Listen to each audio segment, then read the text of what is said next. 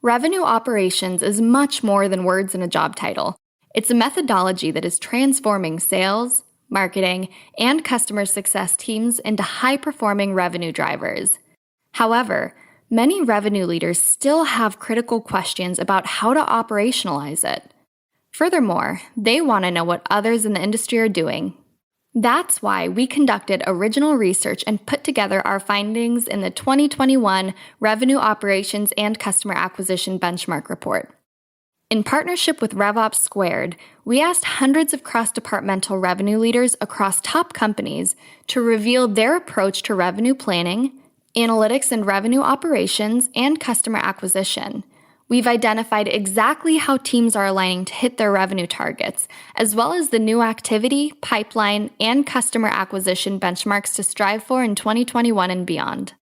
Download the entire report for free at ringdna.com/RevOpsReport. What if your sales team could know the moment a buyer arrives on your website and talk with them instantly? With Qualified's conversational sales and marketing platform purpose-built for Salesforce, that's all possible. It's not rocket science, it's common sense. Conversations move deals forward. Live chat, voice calls, and meeting bookers accelerate sales conversations without a single email exchange. Capture prospects in that magic moment when they're most interested in learning about your business. Head on over to qualified.com to chat with their team and learn more.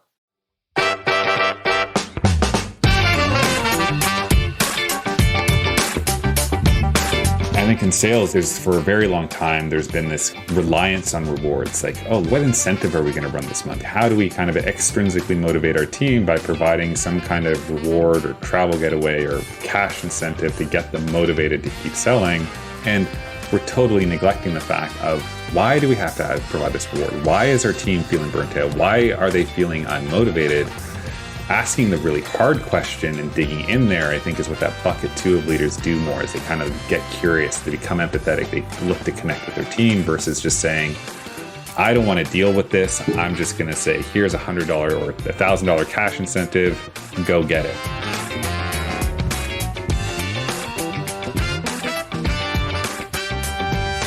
Hi, friends. Welcome to the Sales Enablement Podcast. I'm your host, Andy Paul. That was Jeff Riseley. Jeff's the founder of the Sales Health Alliance. And today is another one of the conversations we're hosting this month in May about mental health and sales. Now today, Jeff and I are talking about the potential future ramifications from all of the stresses that sellers have felt in the past year. Now, the problem is that just a few companies have acknowledged this, and unfortunately, it seems like most are pushing harder than ever. So we're going to dive into why Jeff believes that sellers are relying heavily on willpower to force themselves to push through the work tasks, but they're not resting, they're not recovering effectively from all this stress. And in his mind, as he's going to share, this means an overcorrection is coming.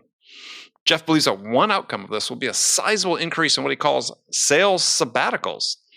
We talk about what that means in terms of top salespeople deciding to take a break and do something else or nothing else for a period of time. Jeff and I talk about why he believes this is going to rock the sales workforce and it's going to rock sales teams all over the world. And we dive into what sales managers need to be doing right now to create a sales environment where they can balance the stress that's just part of the job with the need for performance. So all of this and much, much more. Before we get to Jeff, I want to remind you to subscribe to this podcast wherever you listen to it. And if you subscribe, we'd certainly appreciate it if you could also give us your feedback about how we're doing in the form of a review. So thank you. All right, let's jump into it. Jeff, welcome back to the show. Thanks, Andy. Happy to be here. Well, it's great to have you back. And this is one of our conversations that we're having about mental health in sales. In particular, we're going to sort of focus on burnout today. But this is one of a series of conversations we're having through the month of May, which is Mental Health Awareness Month, about mental health and sales. So maybe for someone who hasn't listened to your first episode on the show or is not otherwise aware of you, explain what you're doing at the Sales Health Alliance. Yeah, so I'm the founder of the Sales Health Alliance, and I created the Sales Health Alliance to essentially help salespeople improve their sales performance and their resilience through better mental health. So this is born out of my own experience from working in sales, dealing with panic attacks and anxiety, had a bout with testicular cancer as well. And my whole belief around kind of mental health and sales is look, like salespeople are corporate athletes, and how do we start kind of changing the conversation around mental health? Because when sales teams become anxious, depressed, and burnt out, their sales performance starts to suffer. So my work really focuses on equipping them with the pads and the helmets they need to play contact sport each day. Interesting. Contact sport. Yeah. I mean, I was reading an article this morning online about a soccer player for Fulham in the Premier League, English Premier League, who seemingly had it all. Was part of Fulham as they won promotion from the second tier of English soccer to the Premier League, but was basically becoming paralyzed by panic attacks. And it was not exclusively performance related, but he was finding himself having these moments of extreme anxiety in the middle of a match, right? I mean, so this, as to your point about we are corporate athletes as sellers, we have to pay attention to it because this mental health, because it has an impact, as you said, on the performance. For sure. And it's like, for sure, it's been around forever. And I think a lot of athletes are really starting to open up and talk about it, because you think about those high stressor games, it's going to start to impact your mental health if you don't have the right kind of strategies and the right perspective and the right ways to navigate this in a healthy way. So as it does in sales, in high stress moments and even some non-high stress moments. I mean, you talk about your experience with panic attacks and anxieties. I've talked as well about mine one time. I'm flying hundreds of thousands of miles a year and getting to the airport one morning and not being able to get on a plane. It's crazy. Like when you're not aware of kind of that movement down the mental health spectrum, and when those stressors really start to impact us, it really starts to it can really blindside you. And all of a sudden it's saying your body's going, you're done. Nope. Listen, you need to listen, time to prioritize. Right. And they can be total perspective changers when you do experience some of these situations. Well, yeah, for me, it was not even like, I've been traveling extensively internationally. It wasn't like an international flight. It was getting on a flight from San Diego to San Jose, an hour. A flight I'd conservatively had taken, 100 plus times, and just like walked on board and said, nope, I have got to get off this plane. Hey, when I was at my worst, it was like I couldn't even go out to dinner with my friends. Wow. It was like just kind of being surrounded by people in this like restaurant environment. Right. With all of like the noise, like, and feeling claustrophobic if I was like trapped in a booth. That was something that I struggled with like for a long time, and it was all kind of rooted from the buildup of stress that I was facing within sales. So I feel you on that. Like these kind of small things become really big things when you don't have the right strategies. Well, yeah, especially for me, I said out of the blue, it's like I didn't think I was feeling abnormally stressed, but hey. Guess what? Yep. So, and it was a startup and all that stuff, right? Well, I mean, so I was intrigued by posts you had just recently written about sales sabbaticals, which is really an article about burnout. But tell people what you wrote, and I want to go through that and talk about this in a larger context. I think this is something that people need to be aware of. Yeah, so it was really written so I've been kind of speaking to various organizations. I connect with salespeople and sales leaders all the time.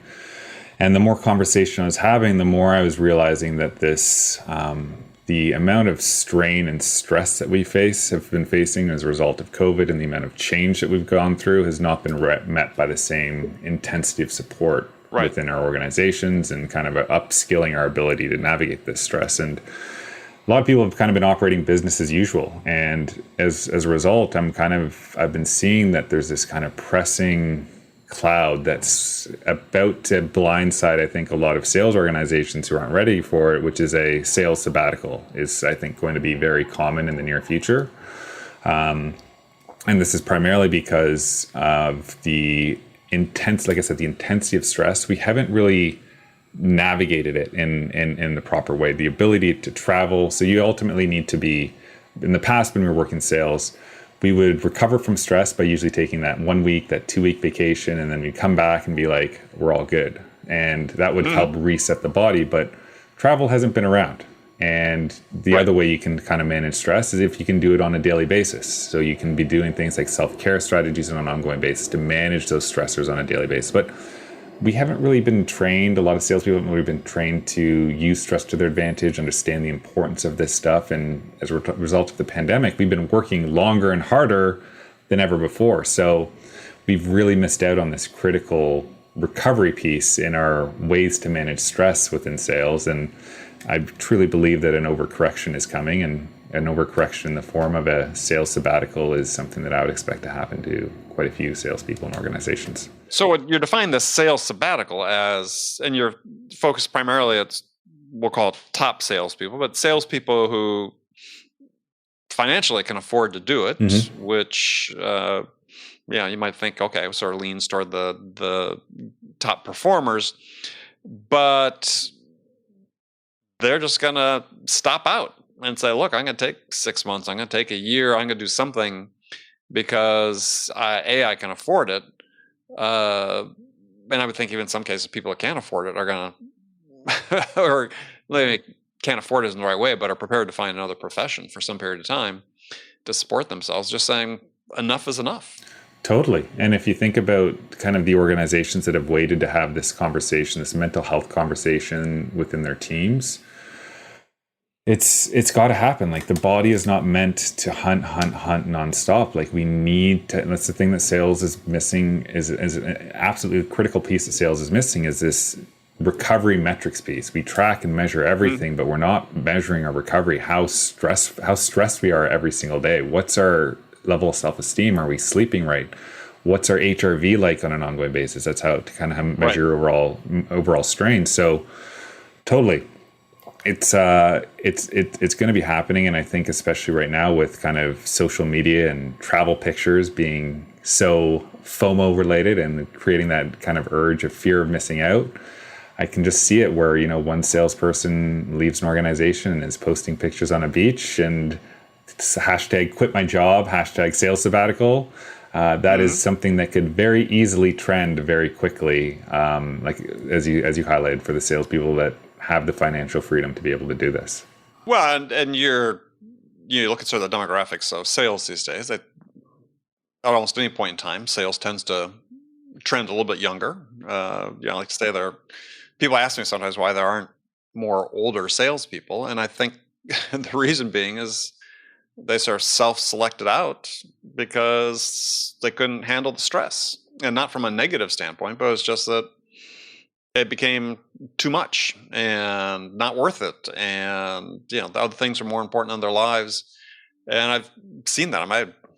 Almost certainly nobody that I started with is still in sales. Maybe one or two that I've talked to over the last couple of years, but a lot of people selected out. And I think what you're describing is a scenario where potentially the people that you want to have stay, that you think are, it's funny, there's sort of this image, I think, among sales managers that their top people, given they're performing so well, are less prone to being stressed out. And I think that's a wrong perception altogether. Yeah, I would agree with that fully. And I think something that's been really interesting, I've recently did a survey, partnered up with Uncrushed, and Richard Harris was part of this as well. And I think you may have mentioned it last week, but this problem is only getting bigger, because when I did a survey pre-pandemic back in December of 2019, I found that more than 2 in 5 salespeople struggle with their mental health. It was about 43%. And when we asked that same question in a survey, we got almost close to 800 responses. It's insane. That number has since jumped to 58%. And and especially for kind of frontline sales managers, account executives, and BDRs, that's numbers more like north of 60. So it's been really an interesting snapshot to capture kind of what's really changed as a result of COVID, and really the need to start prioritizing this stuff, because you're right, top performers, it's the pressure to be perfect, the pressure to kind of be number one all of the time is almost as bad as sort of someone at the bottom who essentially has nothing to lose, or is feeling like they're on the outs. Like they're both equally different, not necessarily equally, but they're both stressors in their own context. Yeah, well, I posted about this a couple of years ago. There's this psychological diagnosis called achievemophobia. And it's people with fear of achieving. And part of this is driven, just as you said, is the problem with achievement or excellence is it breeds expectations of more excellence. And that can become quite a stressor for people. Is to the point where people almost will sabotage themselves because they're afraid that if I go out and close this big deal for this amount, $200,000, now they're going to expect every deal to be $200,000, or the next deal will be $300,000. So subconsciously, they back off. Well, that's what I like to describe as upper limit happiness. Like a lot of people, if you think about kind of the emotions that we face on an ongoing basis, a lot of people think of anxiety being rooted in negative events, negative stressors that make you really angry or make you feel judged or insecure. Right. But the other side of the coin is really positive events also have anxiety tied to them. They're really things like joy, things like extreme happiness. Those are really vulnerable experiences because it triggers to your brain that, wow, you've done something so awesome, or you've closed that big deal, but then all of a sudden now you have something that you could lose, whether it's reputation, maybe that deal falls through 2 weeks later, whatever it is. Like that upper limit happiness has anxiety tied to it. And as a result, a lot of us have a tough time remaining present and really enjoying these moments if we're not aware of that kind of, like I said, that upper limit happiness of the vulnerability that exists within joy and these really happy emotions. Yeah, I mean, I had a sales guy that worked for me, and we were closing big deals, multiple millions of dollars, and he was quite good, but he could not stay in the room like in the last 20 minutes leading up to closing a deal. He would just get up and he'd walk out.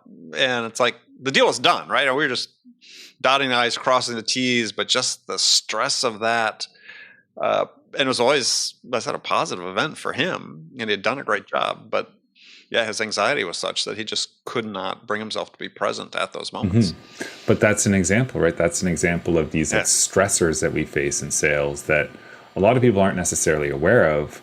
And as a result, that stress has to be met with, at some point, some form of recovery where we learn how to shut off the cortisol and the adrenaline going through our body. Right. Like we need to do that. Otherwise, kind of burnout is when we burn through all of our adrenaline and our endocrine glands are empty and we just don't have any kind of ability to move anymore. So like I said, recovery is absolutely a critical piece that we're totally missing. And if you think about top performers, if we want these salespeople who are thinking about these sabbaticals to be able to perform at their best, you really want to kind of adopt that corporate athlete mindset, like a LeBron James or a Serena Williams.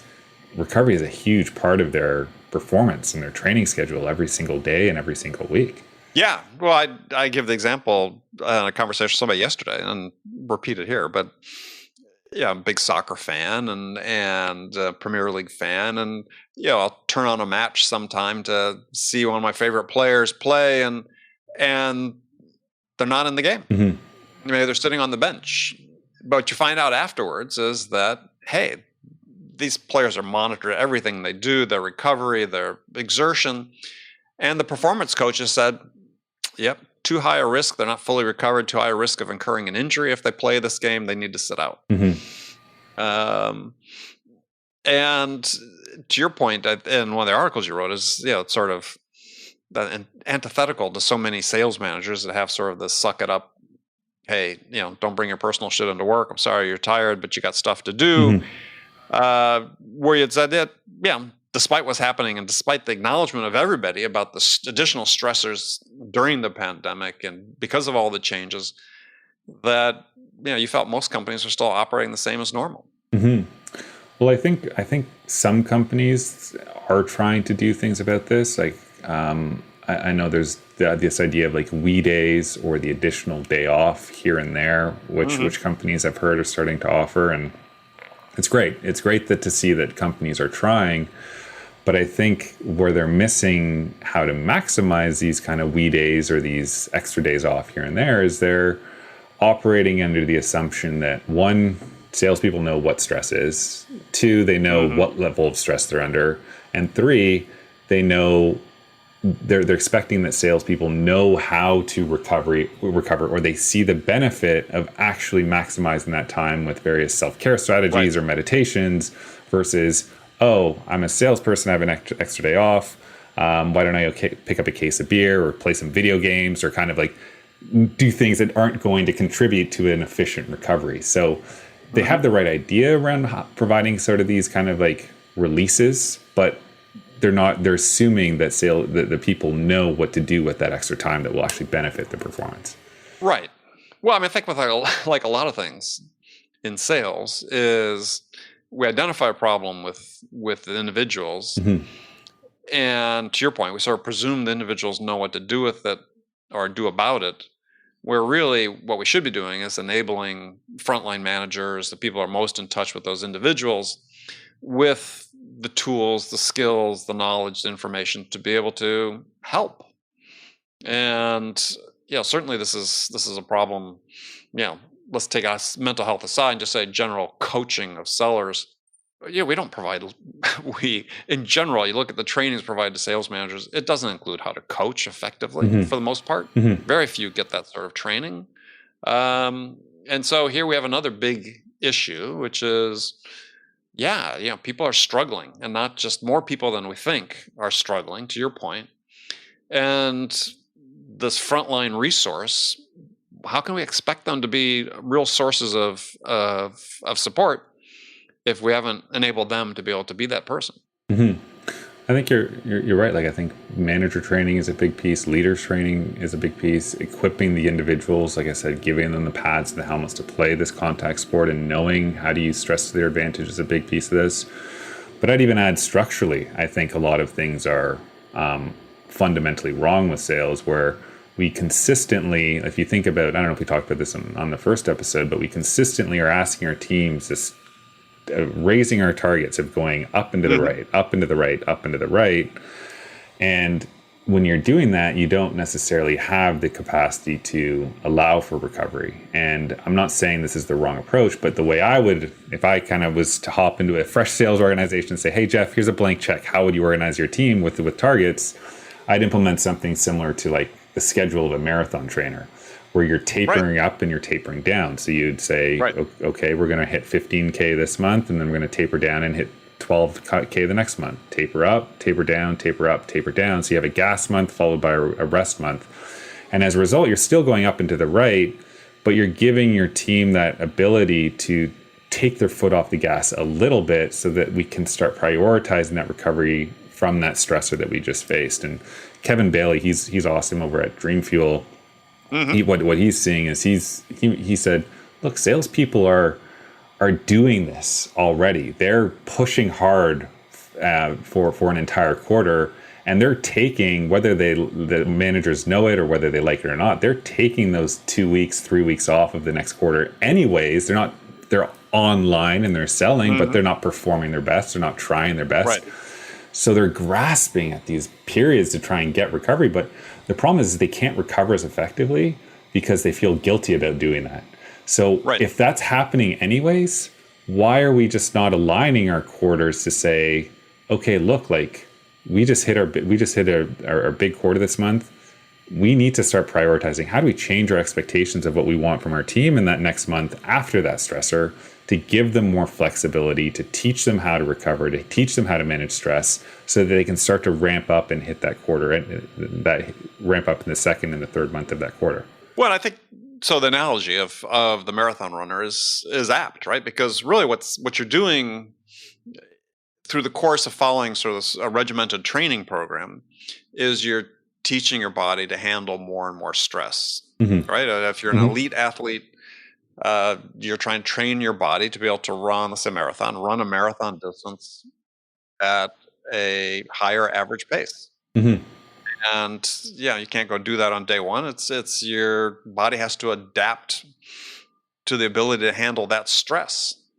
And this is a part that's missing in sales is we don't have a way we're teaching yet where sort of widespread as we teach people is, how do you build your resilience? That's really what that is. Your ability to adapt is how do you build your resilience?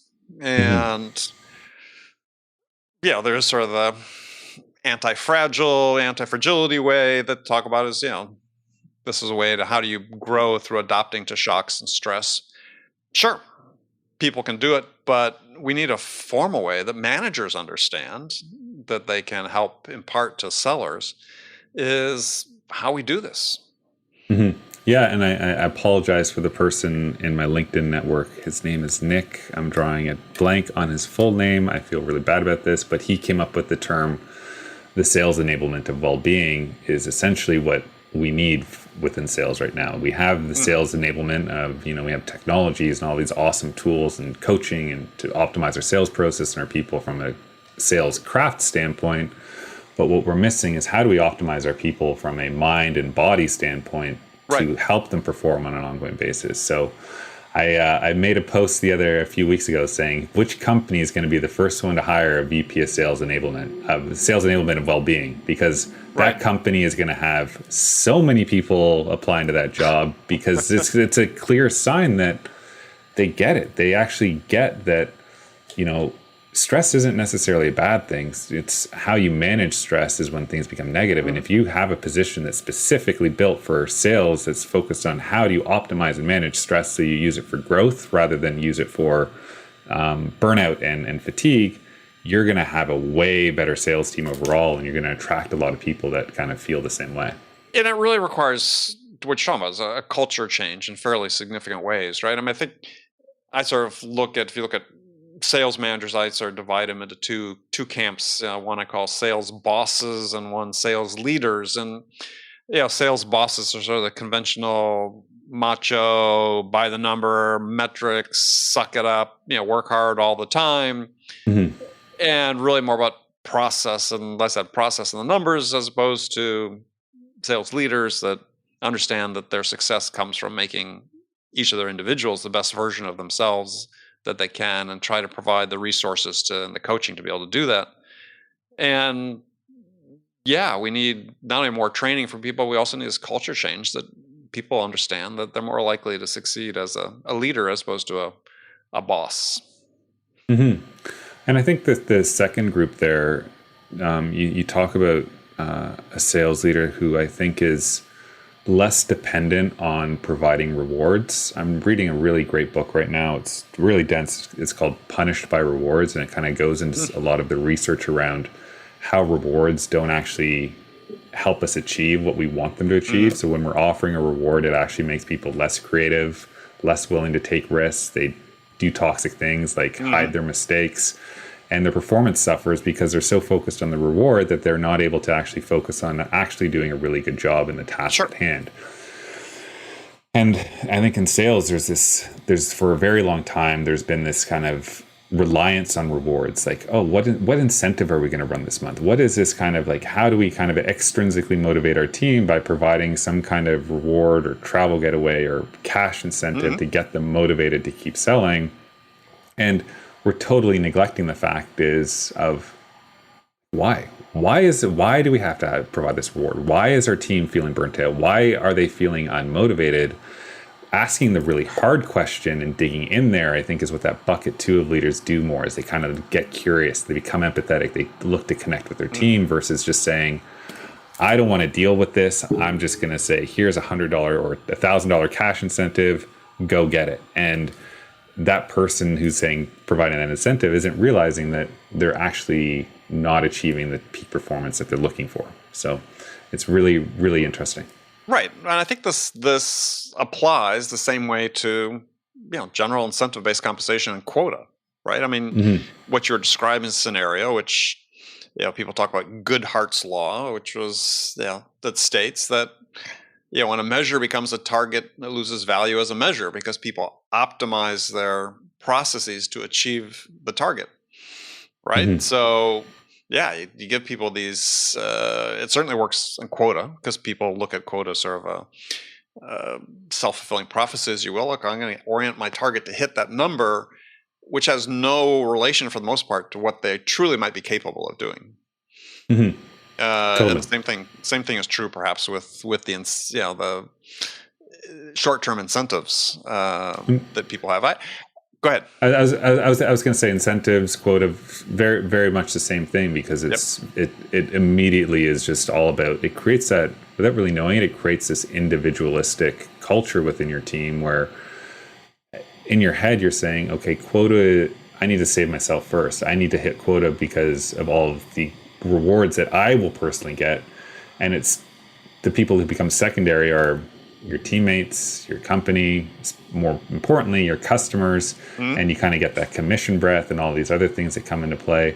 So totally, I think we're in for we need a huge overhaul in terms of how we're using rewards, how we're using incentives, how we're using kind of quote overall to motivate people. And wouldn't you say that includes gamification? I would. I was a big honestly, I was a big gamify guy when I was a sales leader. I thought it was awesome.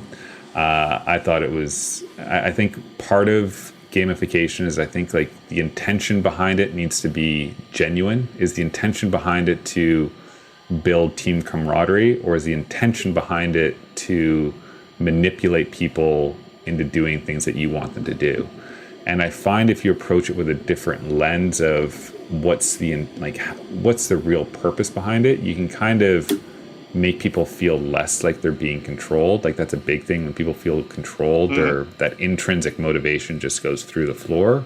Right. But if you're using, I had a really great sales leader I worked with previously. His name is Ryan Hiscox, and he was amazing at building really unique, gamified type of sales competitions that I think were built to build that team camaraderie, less about the micromanagement, less about the control, and they worked really well in terms of boosting overall morale. But I'm with you. Gamification is kind of a gray area.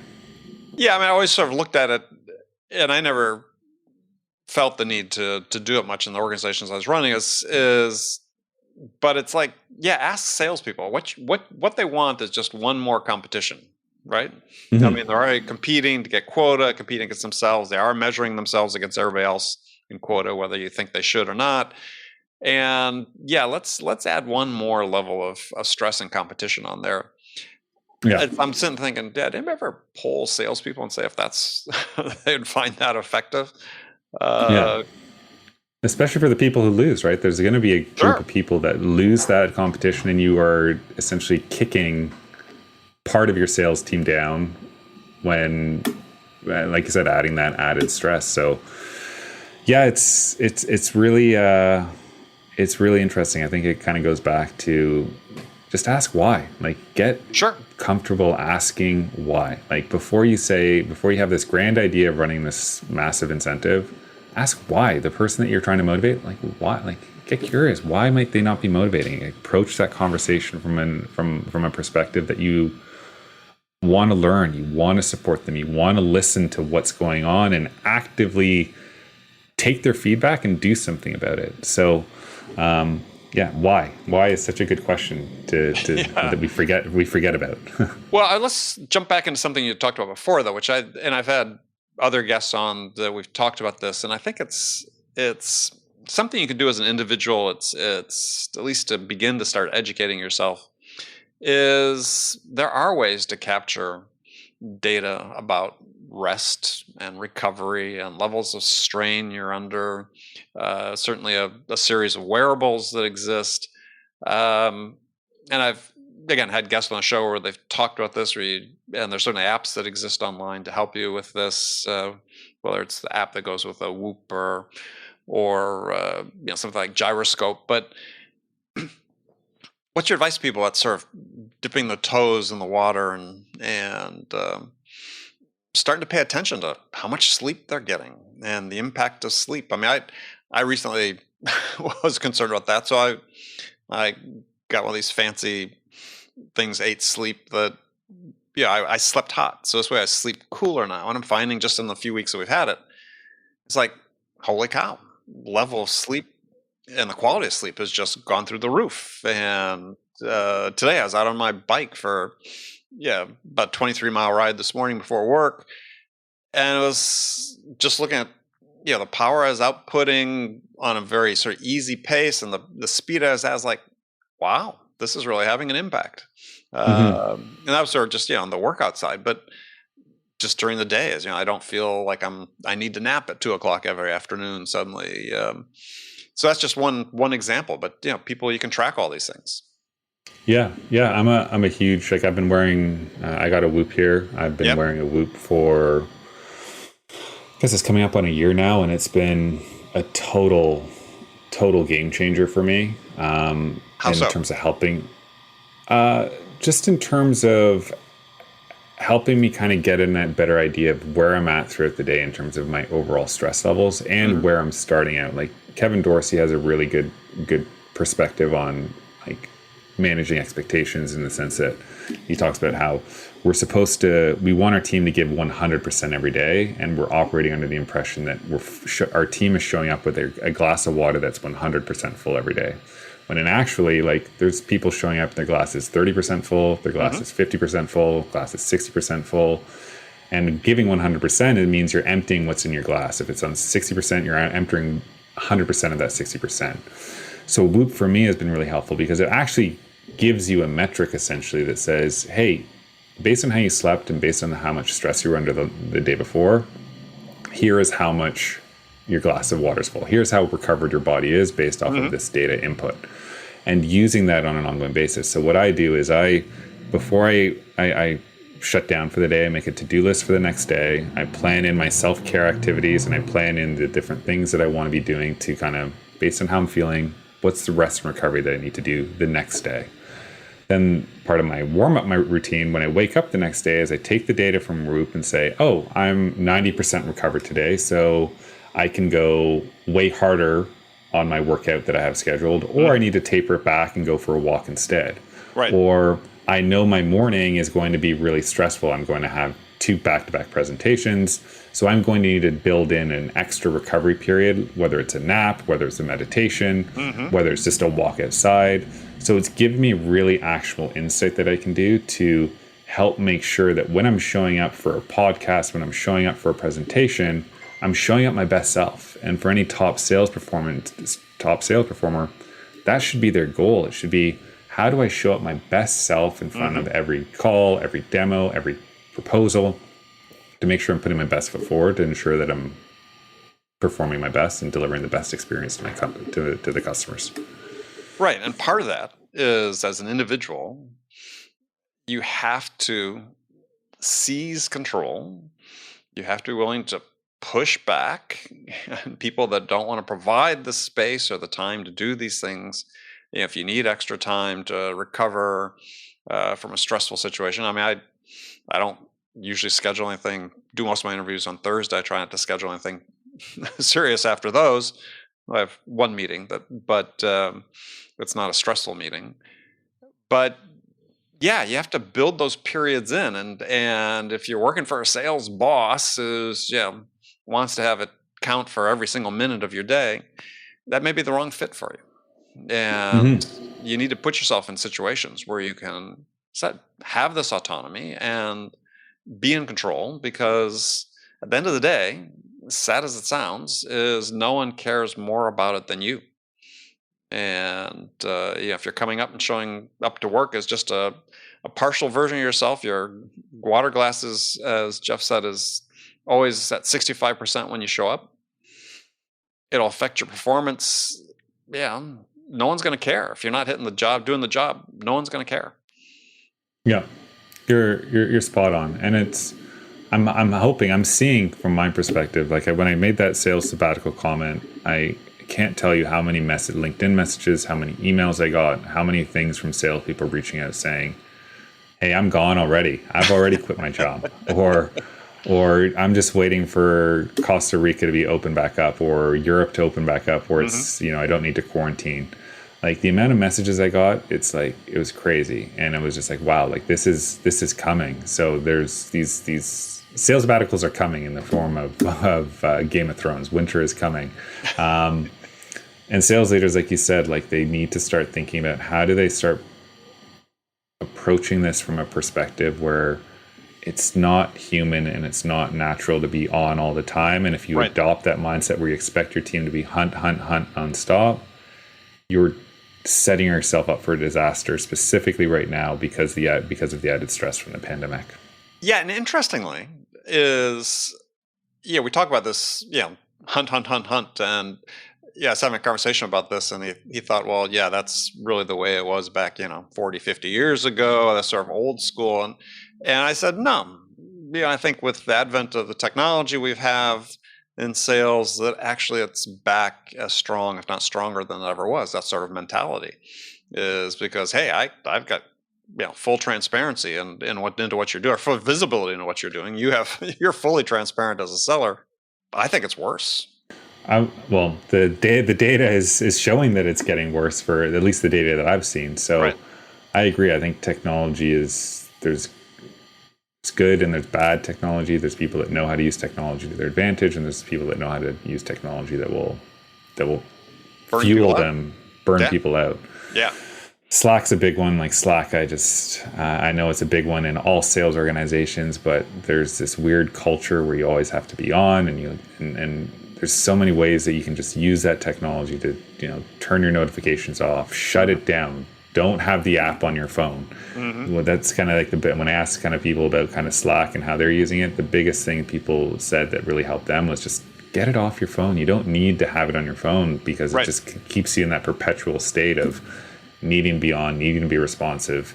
And sales leaders, you should be saying to your team, look, if you send a Slack message or you respond to a Slack message after 6 p.m. that's not the house is on fire, like, stop. Like, we need to do something about setting expectations and putting those boundaries into place.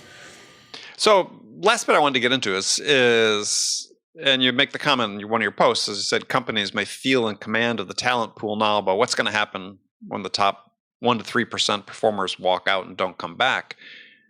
And I think part of this conversation we're having is that, and I feel this sort of happening just as someone who's been in sales forever and through all these changes and sort of the leading edge of things, is that, I sense a little bit of a sea change, that this relationship that sellers have with their employers is going to change.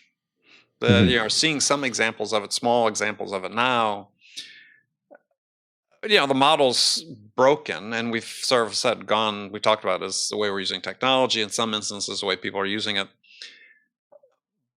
But I wonder whether the trend is back to or going to sellers having more autonomy, more freedom, more economic freedom, perhaps, to dictate the terms under which they work. I think so. I think that's a huge part of this. I think we need to take a hard look at how do we make work more meaningful for sellers again? How do we make it purpose-driven as opposed to metrics-driven? I think that's kind of like a big piece. And how do you, like, sales sabbaticals, giving a salesperson, time off 2 or 3 years into their career to take a month or take 2 months, like, the ROI should be there. That top salesperson should have made enough money that that's a no-brainer.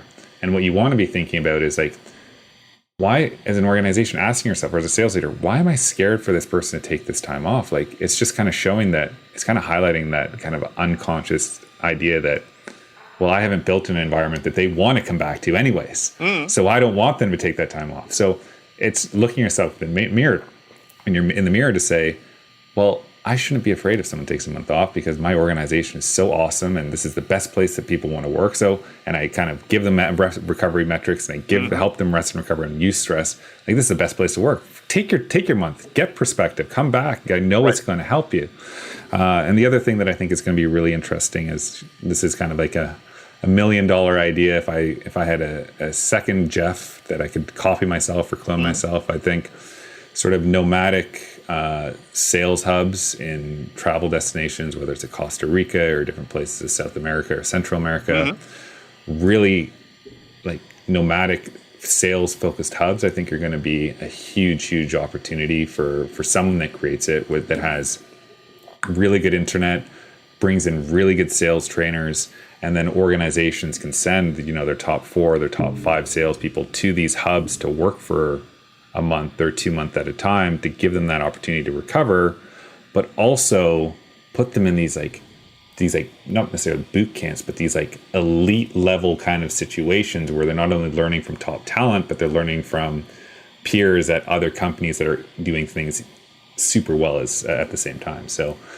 that's where I think the future is going, is these nomadic high-tech sales hubs in different areas, and going to your point, is kind of like giving salespeople autonomy that they need to do their job well, and treating them like people instead of like animals or pets. Yeah, well, or worse. Yeah. Well, that's a great thought. I'd not thought of that. That's very, very interesting. I wonder whether it goes beyond that, though. Whether the future is that companies don't employ salespeople, that they're basically all free agents, more like a professional sports model to some degree. But yeah, like I think why sort of performance metrics and mental health metrics and recovery metrics have been more important to sports organizations is because you give an athlete the big contract. So you're committed to that relationship for multiple years. And as a result, when you're paying someone $20 million a year, like, you want to make sure that you're managing these things. But salespeople don't necessarily have that same luxury. Like, sales is similar to the NFL, not for long, where recovery metrics aren't a big thing in the NFL, from my understanding, because they know that they can just churn people in and out, and there's someone that's as good or equally better kind of off on the sideline that they can pop right in. So that's sort of the way we manage sales now, though, right? Is totally. People are certainly interchangeable, and I just wonder if I know some very top performers, super track record. Companies would be foolish not to sign them to longer term contracts. Yeah. To bring them in. Now, granted, environments are different, and not everything always transfers. We know that, but it's true in sports as well. I mean, culture and organization play a large role in it. But I can sort of foresee this time where, people say, look, I've got to look after the asset, and the asset is me, and do the things I need to do that you've talked about, rest and recovery and lifestyle. And I'll knock it out of the park when I get the chance. Yeah, that would be a wild situation if in the future you see different sales organizations trading salespeople because they're under long-term contracts and they're trying to find the right culture fit. That would be a hilarious situation to arise. That may be a bridge too far, but I can certainly see a scenario where people, sellers, because I think arguably too is certain sellers those that are consistently reliable in their performance, depending on the company and the product, but are generally underpaid as a percentage of revenue they generate. Yeah, I would fully agree with that. And I think there's giving healthy kind of the psychological safety, financial safety. We'll have some more data on this coming out in the survey that we just did, but financial safety played a huge part in overall mental health as sort of a need that needed to be met. Right. Not only as from a mental health standpoint, but also from a sales performance standpoint. So I thought that was really interesting. Again, meaningful work kept popping up. They wanted to kind of be selling something that was meaningful and important and doing good in the world. I'm with you. Like, the psychological safety is kind of a big piece, and I think we need to start paying salespeople more rather than kind of putting them on the hook for live and die by commission checks and bonus checks. Well, yeah. I mean, I think you can also, in some instances, you can make the case. I mean, I was talking to a gentleman that sold this big deal and is for a public company, and the announcement of the deal moved the stock pretty substantially. But he only got a commission. He didn't get paid according to the value that was generated by the transaction for the company. Another thought as we move forward. But anyway, that's all future. All right, well, Jeff, it's been a pleasure talking to you as always. As we get more research on this, we'll have you back. We'll talk more about it. In the meantime, if you're a seller out there, start availing yourself of some of the resources that are out there to start tracking some of your physiological metrics that have an impact on how you perform. Yeah, no, it's a great conversation as always, Andy, and grateful to be here. And to anyone that's listening, just know that Sales Health Alliance was a resource first, business second. So there's roughly 100 pieces of free content, podcasts, articles on the site that you can use to start working on things like mindset, resilience. So feel free to check out the website because there's lots there to help you get started on your journey to better mental health and sales performance. Right. saleshealthalliance.com and Jeff Riseley on LinkedIn. All right, Jeff, thank you. We'll talk soon. Thanks, Andy. Okay, friends, that's it for this episode. First of all, I want to thank you for taking the time to listen. I'm so grateful for your support of this show. And I want to thank my guest, Jeff Riseley, for sharing his insights with us today. If you enjoyed this episode, please subscribe to this podcast, Sales Enablement with Andy Paul, on iTunes, Spotify, or wherever you listen to podcasts. And if you could also leave us a rating or a review and let us know how we're doing, well, we'd appreciate that. And you can do all that on your phone in less than a minute as soon as this episode is over. So thank you for your help. And as always, thank you so much for investing your time with me today. Until next time, I'm your host, Andy Paul. Good selling, everyone.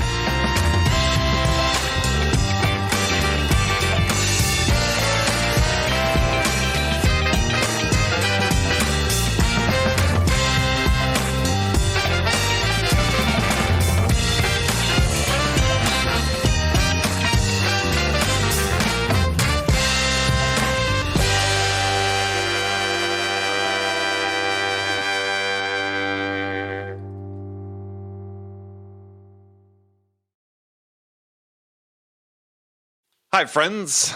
I have something really exciting to share with you. We're launching a new podcast called the RevOps Podcast as part of the Ring DNA podcast family. Today's leading B2B companies are embracing revenue operations as the answer to misaligned people, processes, and data that lead to recurring sales inefficiencies. However, many people still have critical questions about RevOps. What processes and tools do I need? How do I structure my team? How do I measure outcomes across sales, marketing, and customer success? And what are the best practices for doing that? So join Jordan Henderson, Jonathan Stevens, and Brandon Redlinger, and some of the world's leading revenue operations leaders as they tackle the important questions many of you face today when building a RevOps function. From Ring DNA, the company that transforms sales teams into high-performing revenue drivers, comes a podcast guaranteed to go beneath the surface-level conversations and dive deep into the world of RevOps. Your hosts deliver unfiltered, thought-provoking discussions and actionable takeaways on every episode about the ideas, processes, and technology changing the B2B sales landscape. Visit ringdna.com/RevOps to learn more or subscribe now on your favorite podcast player. What if your sales team could know the moment a buyer arrives on your website and talk with them instantly? With Qualified's conversational sales and marketing platform purpose-built for Salesforce, that's all possible. It's not rocket science, it's common sense. Conversations move deals forward. Live chat, voice calls, and meeting bookers accelerate sales conversations without a single email exchange. Capture prospects in that magic moment when they're most interested in learning about your business. Head on over to qualified.com to chat with their team and learn more.